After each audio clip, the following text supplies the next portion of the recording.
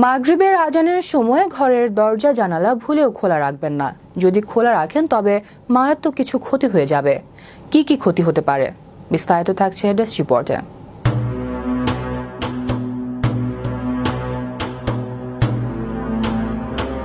মাগরিবের আজানের সময় ঘরের দরজা জানালা ভুলেও খোলা রাখবেন না। যদি খোলা রাখেন তবে মারাত্মক কিছু ক্ষতি হয়ে যাবে। মাগরিবের সময় দরজা জানালা বন্ধ করাকে অনেকে আমাদের দেশের মানুষ সামাজিক প্রথা বলে চালিয়ে দেয়। আসলে এটি কোনো সামাজিক প্রথা নয়, এটি মহানবী সাল্লাল্লাহু আলাইহি ওয়াসাল্লাম নানান ধরনের হাদিসের মধ্যে বলে গেছেন। রাসূলুল্লাহ সাল্লাল্লাহু আলাইহি ওয়াসাল্লাম কেন মাগরিবের আজানের সময় দরজা জানালা বন্ধ করার নির্দেশ দিয়েছেন? পবিত্র আল কোরআনে আজ পর্যন্ত যত কিছুই পাওয়া গেছে সবই চিরসত্য, এবং রাসূলুল্লাহ সাল্লাল্লাহু আলাইহি ওয়াসাল্লাম আজ পর্যন্ত যা যা বলে গেছেন সেগুলো অবিশ্বাস করার কোনো জায়গা নেই। যদি কেউ সেগুলো অবিশ্বাস করে সে অমুসলিম এবং কাফির হিসেবে গণ্য হবে।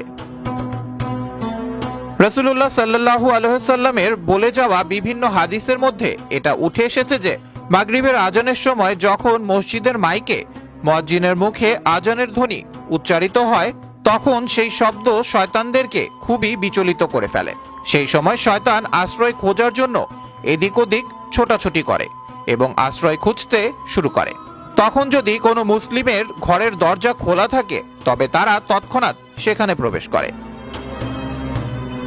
এখানে এক সাহাবী মহানবী সাল্লাল্লাহু আলাইহি সাল্লামকে প্রশ্ন করেছিলেন, হে প্রিয় রাসূল, তারা তো অদৃশ্য, সব জায়গায় ঢুকতে পারে, তবে আমরা দরজা আটকালে কি তারা ঢুকতে পারবে না? তার জবাবে রাসূলুল্লাহ সাল্লাল্লাহু আলাইহি ওয়াসাল্লাম বলেন, যখন কোনো মুসলিম মাগরিবের আজানের সময় দরজা বন্ধ করে এবং নামাজ আদায়ের জন্য দাঁড়ায় তখন আল্লাহ তাআলা তার কঠিন হেফাজতের জন্য নিজে একজন পাহারাদার নিয়োগ করেন। এছাড়াও রাসূলুল্লাহ সাল্লাল্লাহু আলাইহি সাল্লাম মাগরিবের আজান দেওয়ার আগেই ছোট বাচ্চাদেরকে নিজ ঘরে ফেরত যেতে বলেছেন, কেননা মাগরিবের আজানের পরে দিনের আলো ফুরিয়ে রাতের অন্ধকার শুরু হয় এবং রাতের অন্ধকারে জিনের চলাচল বেড়ে যায়। এক্ষেত্রে সেই সকল শিশুরা অসুরক্ষিত হয়ে থাকে, কেননা জিন্নেদের মধ্যে দুই প্রকার জিন থাকে, ভালো জিন এবং দুষ্ট জিন। যারা মূলত দুষ্ট জিন হয়ে থাকে তারা সবসময় কোনো না কোনো ভাবে মানব জাতির ক্ষতি করার জন্য উঠে পড়ে লাগে। এক্ষেত্রে অবুঝ শিশুরাই বেশি ক্ষতিগ্রস্ত হয়ে থাকে।